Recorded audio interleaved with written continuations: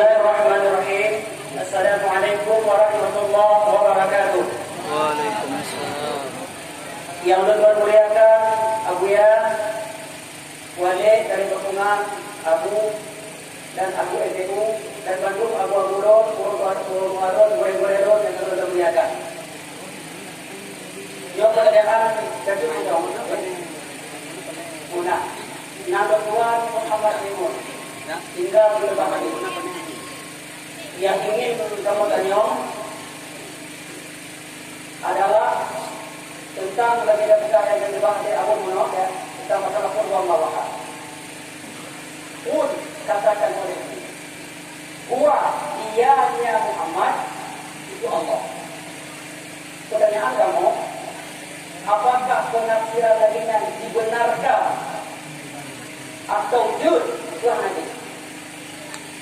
Kalau memang penafsiran tentang Qur'an Allah versi Isa Jamil, bisa hijau benar, maka danyo anak tulis dari sisi makanan jangan yang beda bersalah. Tapi kalau misalnya salah bertentangan, apalagi sampai-sampai kepada simbol kesyirikan, maka oleh karenanya kita berkewajiban untuk melarang, untuk menghambat masalahnya. Maka oleh karenanya kamu disuruh dong keputusan dari agamamu tentang penafsirannya sesatkah atau kanan dong. Jadi kanan dong. Sekian terima kasih. Semuanya dong. Sesat atau kanan. Jadi ini. Terima kasih. Saya tidak perlu berjemaah. Assalamualaikum warahmatullahi wabarakatuh.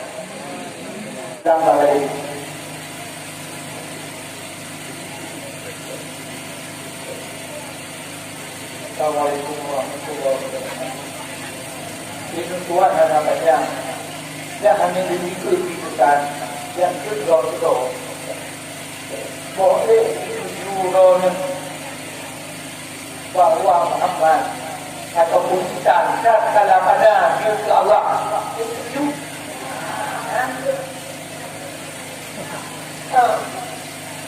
aku tak bilang apapun Muhammad dari Allah. Oh, Muhammad Muhammad ada.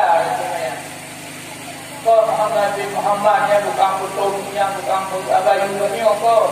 Tapi Muhammad yang tak ada dalam zatnya. Maaf saya tak ada dalam zat lagi Tuhan.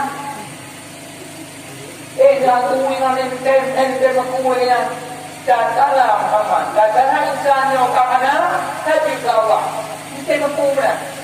Yang tak berarti.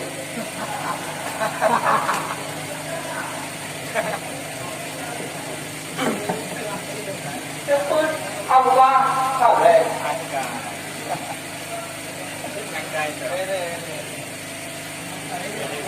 Yo betul. Orang kita dan kita yang kaluna tadi. Hanya mumpuk adanya. Maksud hanya kita penyewa cari-cari. Punya anda saya tak tahu apa juga ke. Punya tafsirnya tafsir kita. Hanya ilham Allah Taala untuk pribadinya. Terus konsep. Jadi itu anda juga kaumnya. Jadi pun jabaran beliau dan kata Allah. Dan apa ni pulau ini yang besar? Ada penyampaian yang baik. Jadi penyampaian benar. Yang berpegang Muhammad Allah. Bukan Muhammadnya dan alamannya. Dan alamannya menyatu bukan. Dan menyatu dari mana? Dari mata Allah. Kita manusia. Ada apa-apa di Allah. Kenapa saya?